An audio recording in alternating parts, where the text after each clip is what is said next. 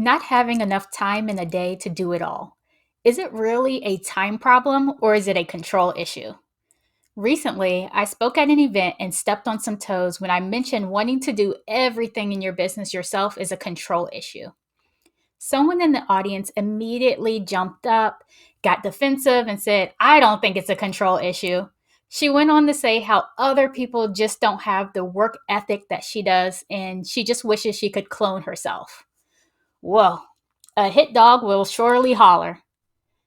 Business problems are really just personal life problems disguised as business problems, such as being afraid to ask for help or not trusting in others because someone didn't come through for you in the past.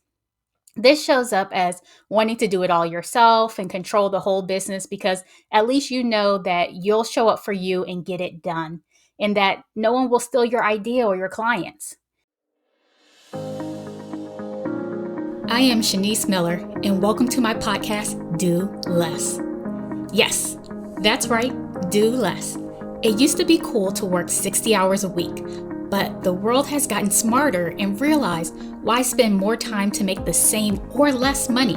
I help small business owners build systems and processes to help them scale and find more time for themselves and their families. I'm going to provide you the best practices and all the tools and tips to scale your business. Welcome to my show. I know you've been there before trying to do it all. So today I'm bringing Mary on the show to share her experience with not having enough time to do it all. Mary is a nonprofit governance expert and leadership development consultant dedicated to helping nonprofit leaders lead effectively. She is a speaker, author, one of the #1 international bestsellers, Love Your Board, and host of the podcast Inspired Nonprofit Leadership. Mary, I am so glad that you're on the show today. Thank you so much, Shanice, for having me. I really appreciate it. So, when do you typically have trouble having enough time in the day to do all that you want to do? Well, I think it comes up every day, but I've been around a long time. I've been in business 20 years. And so I've learned, I think your podcast shares this wisdom, hopefully with everyone, but not my wisdom, but the wisdom of deciding that you do not have to do it all, deciding what you need to decide so that you're focused on the things that matter the most and matter the most to you, the things that are going to get you the results you value, that you care about, and those things aren't going to fall by the wayside because you're too busy doing other things. You just think, well, I'll check this off and then I'll feel good because I got it done. Yeah, I completely agree. I still get bogged down in some of those things too. Like just now, I was looking at hiring a podcast distributor because I'm the one Mm-hmm. who's sitting up and uploading and scheduling and, doing all of those things for each one. And I'm like, this is taking too much time. And I know I could get a virtual assistant to do these tasks for me. But with Yes. getting started with the podcast, I always say I need to do it first to make sure I know it and I can write the process down and then I can pass it on to someone else. So, what are some of those tasks that you get bogged down on? And, you're just like, I'm getting into the weeds of this when I probably shouldn't be. Well, I think initially, the biggest one for me is email.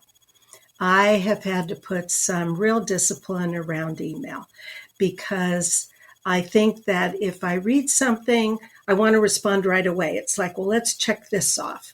And so I try, I'm not as good at this as I should be, but I try to set times that I'm going to go in and check email and not be constantly, even once an hour, looking at email. So, why I is that think such the a other, problem to look at email once an hour? well, because it distracts me from other things. So it's like Stephen Covey says, you got to pay attention, or said, it's easy for us to get distracted by the urgent, but it's not necessarily important. So the hardest thing to do in our lives is to discipline ourselves to do the things that are important, but not urgent. because the urgent, email and social media is always sort of out there like it's urgent, and it's going to go away, particularly social media. It's like gone in a second and you missed it. So if you aren't clear about what's important to you, if you don't plan your week and your day to really be aligned with that, it makes it harder for you to make good choices because you're not intentionally choosing things. You're just letting things kind of drive you versus you driving what you're choosing to work on. And I think that for me, at least, the idea that email's a distraction and maybe I'll miss something. That's the sense of it. I may miss something if I'm not checking. Maybe somebody needs me. I think those things we have to maybe not be so full of ourselves and think it's okay. Nobody needs you that much. Yes, yes. I'm So, so glad that you mentioned that part about like being decisive on what is important. I completely agree with that. And so for our clients, we use a quarterly planning session that we do. And it's really to map out and plan your next 90 days. What are the tasks that you need to do during these 90 days that's really going to move the needle forward in your business right, so you can focus in on those tasks? And like you said, not get distracted with the urgent, but to really stay focused on what's important. And I think that is right. huge. And really, I'm glad that you really said that because it Yeah, will, that change when you first said it. I was just like, oh, what's the difference between urgent or important? And you're just like, oh, urgent, like social media. Because, yeah, when you get a notification that you got an email or you got the social media post or something else, someone commented to you, you do want to hurry up and go in there and like respond to people quickly. But is that most important for your business? So, what right. were some of the things that you felt like were most important for your clients and your business to focus in on? Well, one of the things that was a challenge sort of over a period of time in my business was really getting clear about who's my client, Mm. who's my ideal client. This is a real challenge for business owners, especially people who they come off being executives in the nonprofit sector and they become consultants. That is a common life story like mine, where I was a CEO and then I became a consultant. And the first thing you do is you put out that you're here for everybody. You can do and you can do everything. You can do strategic planning, you can do board work, you can do executive coaching. And when I did narrow and become the expert in the governance area after my doctoral work, I found that I was really struggling with choosing between is the executive director my client or is the board of directors my client. Mm. I work with the board often because I'm doing training and coaching, but I usually come into the organization because the executive wants me there and wants a strong board.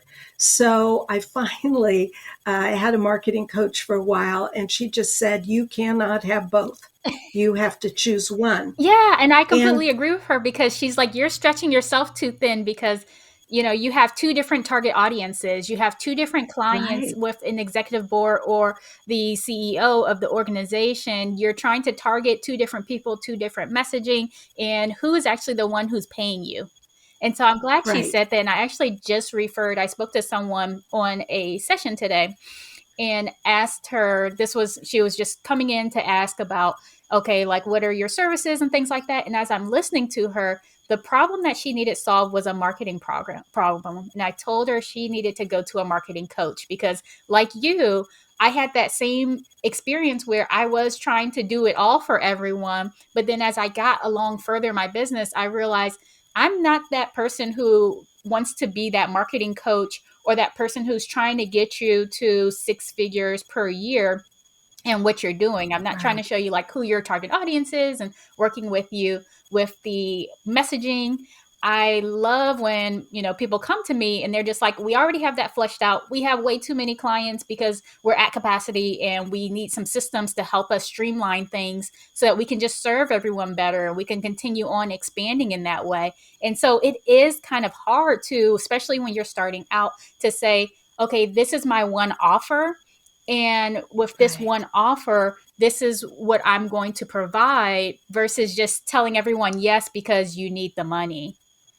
Right. And that's where I started, and then realized, of course, at the time early on, I didn't really know what is the best thing for me or what do I want to focus on. And as I went back to school and did my studies, it became, I hesitate to say it became easier for me to focus because I began to develop expertise in an area.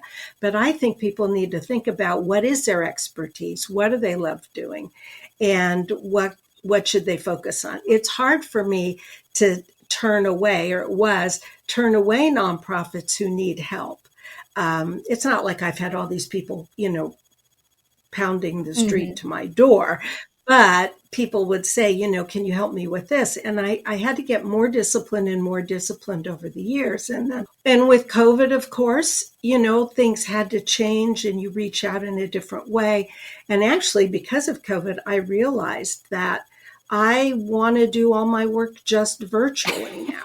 All my coaching, my group coaching, my training, everything I'm doing, I just do virtually. I hear from a lot of nonprofits, they were still trying to meet up and doing a lot of things because I was doing virtual even before COVID hit. And so, like, that was Oh, kind good of for the you. norm for me to want to do virtual because I saw how you could really do less, doing less by not having to travel and to, go and, Absolutely.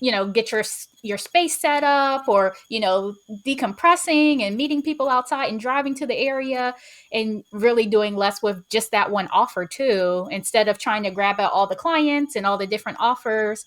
But yeah, so it's made you Yes. want to stay home. Well, yes. And of course, part of that's because I live uh, south of about 60 miles south of San Francisco and south of San Jose. Those are places people may know about in California. We moved into this area and it's a little more rural, and getting everywhere where I used to go. I even had clients in San Francisco at one point. I just decided this is too much. I'm not going to do that. And then COVID, of course, helped and nudged. But also, to your point in terms of the cutting back part, I decided, my husband sold his business and I decided to cut back, not retire fully, but to try to retire part time. Now, he will laugh at that because I'm actually teaching a junior college course, but it's all online. I have my podcast. I published a book 18 months ago. So that's not really cutting back. No, But in terms of the I see why your husband's laughing now because he's like, no, you're well, actually doing more, not doing less. well, but with the cutting back and the decision to go virtual. For example, one part of my business was facilitating board of directors retreats with their executives. And you go usually a Saturday. It was an all day thing. It was usually off site. You're facilitating the whole thing. And of course, I did a really good job helping people plan ahead of time and create a great agenda for themselves. But I just decided I'm not going to go do those one day offsites anymore. And so I started to refer to other consultants and started to say no. Mhm. And that helped me focus more on the things that I want to do. And actually, even though I'm cutting back, I'm able to think about creating some new things. So I'm going to do a giveaway in the fall. I don't know, Chase, if you know what that is, but for consultants who work with nonprofits who do a lot online and want to build an email list, a giveaway that I'm hosting is a chance for them to come together and offer something of value free to the nonprofit where they get it online, and it's free, but it helps all of us as business people in the nonprofit sector add to our email list. So it's a win-win for my colleagues and a win-win for the people we want to serve. But that's brand new, and that's something I need to learn about. I need to recruit people to be in it. So I just mentioned that because just because I'm cutting back and doing some things less doesn't mean I just get stuck in the same old all the time. I think we need to learn and grow all the time. And we need to make time for that too. It isn't just time for work, it's time for ourselves, time for our development and our growth. So, what made you want to do the giveaway? I want to build my email list because what I realize is that I'm not going out, I'm not going to networking Mhm. events. And I do have 2 online courses that I'm not really doing a very good job of marketing. Um, and I just like the idea. I would like to just have more executive directors on my list so I can offer more and reach more. My group, I have an executive director, roundtable type group once a month. I now have people in on the East Coast, someone in Mexico, people all over. And what it dawned on me was that being virtual, I can reach other places, but people need to know about me and the opportunities I offer. So it's not that I'm going to necessarily offer a ton more. I just want to be able to reach more people with what I do offer. Okay. So that was a long-winded answer. Yeah. No, we're as business owners, we're always marketing. So I hear it. You're like, I gotta, keep marketing, keep offering certain Ah, services. right. So, what were the three main high level tasks that you realized were the best for you to focus on, and what were the other tasks that you said you should scrap? Well, this one is now I have to think about this on the spot here. One task was, do I keep my podcast or not? It really Mm. was a project more than a task. Um, and I decided that it was okay after 3 years and 200 episodes that yes, I want to keep it, but I don't have to do it every single week. Mm. I could do every other week. I started off every other week. I got a lot more traction when I did it every week. But so that was one thing that I gave myself permission to ebb and flow a little bit. If I have a lot of guests reaching out to me, maybe I'll do it every week. I do my own, so I'm giving myself permission to do, maybe my episode a little less. So that was one thing, is to just cut back a little there, but I'm not letting that go completely. Okay. The other is I'm not, well, let's see, what am I do have a virtual assistant, and I'm looking at ways. At first, I brought her on because I'm changing the main platform, which is a technical thing we don't need to get into, but I'm changing where my email is, where my courses are. And I needed somebody to help me do that and learn that system. And so that's been going on. But now that we're getting to the point where we're almost finished with that, I'm realizing there's a lot of other things I could do, such as managing more my social media, managing more my email list. And if I'm going to grow it, I'm going to need help with that. So that was another task that I guess I let go of. And then I think the other thing, and I'd say it's not so much a task I let go of, is that it was work that I've been going through with my coach, is focus.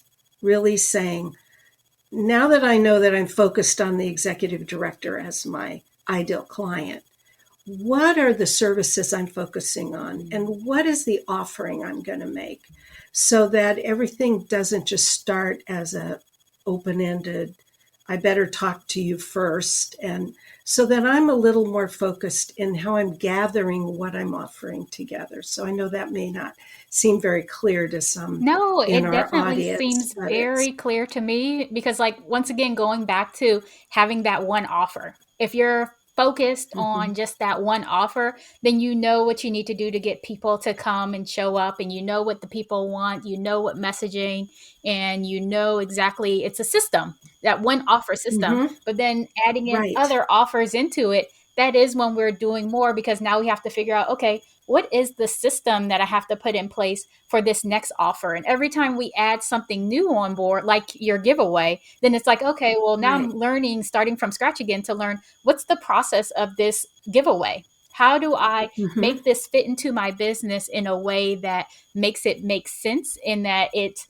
becoming profitable? Because at the end of the day, as entrepreneurs, we are aiming to be profitable, not just to make money, but to also bring money home. What's most important is what you bring Right. in, what you bring home, what you're able to keep, and not just what you're able to bring in. I've heard so many people who are like, Absolutely. I'm $1 million, 7 figure business person. It's just like, okay, well, what did you keep? It's just Right. like, Exactly. Exactly. And while I've cut back and the income isn't as much, the fact is that there's other things, also beside money, quality of life. But I also want to focus more on partnerships because that's a way to leverage yourself in business. So that's another reason I think for the giveaway, because you bring in other people who have their own lists, but also they may have things that the clients I reach could benefit from. Mm-hmm.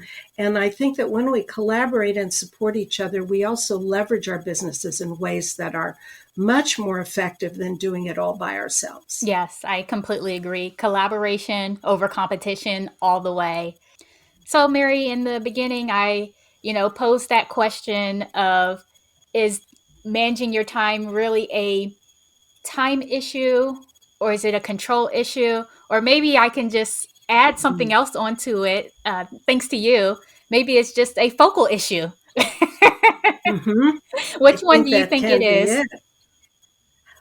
Well, I think for me it's the focus issue because I also learned something a long time ago about managing time is that we never get more time, but one thing we do get is more energy.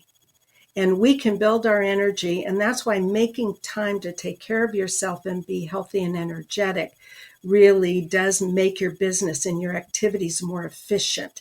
So that piece we don't want to lose track of. So I need to make time so that I have the energy to do a good job and be sharp. And that will make things go faster. But also, I need to be focused, and that takes discipline. Yes. And not it's hard, and I'm not always good at it all the time, but I think that the combination of making sure that I've got some energy to bring, that I'm willing to step away and take a break so I get good perspective and not get just overwhelmed and busy, and then stay focused on what's important, not necessarily what's urgent. You have to do some things that are urgent. You can't ignore the urgent, but you don't want to be focusing on the things that are only urgent and not those that are important and not urgent. And figuring out what those are. You have to make some time. You have to have that space. And it isn't just about doing more to fill up your time. Mm-hmm. It's about filling up your time with things that make you more effective. Yes, effective and efficiency. That you're talking right up my alley, I'm especially sure. especially with our Yeah. quarterly planning, because it is so that you can Yeah. focus in on one particular goal or three certain goals that you're going to achieve for the That's right. quarter and go all in. So, I mean, I see that you're having your focus in on your certain goals. I know one of my goals for this quarter was the podcast. It's also the advertising. My other goal was to continue nurturing certain some of the people who were reaching out from the ads. And after that, everything else went to the wayside. So I was That's like, right. no additional like Facebook checking or trying to email people cold or because then you realize Right, what works right. and what doesn't work, and you're like, okay, let me Yes. focus in on this, what really works, and let me just bypass everything else. So, Mary, if someone wants to learn more about you, what you do, your services, how they can hire you, where should they go? They should go to my website.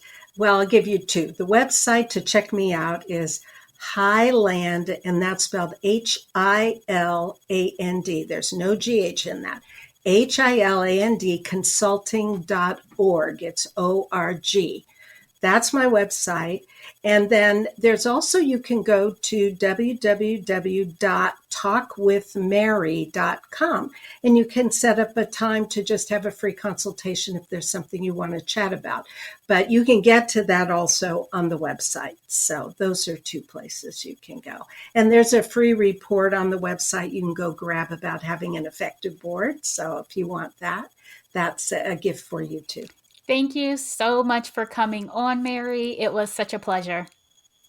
Oh, thank you for having me. I really enjoyed talking with you. It was great.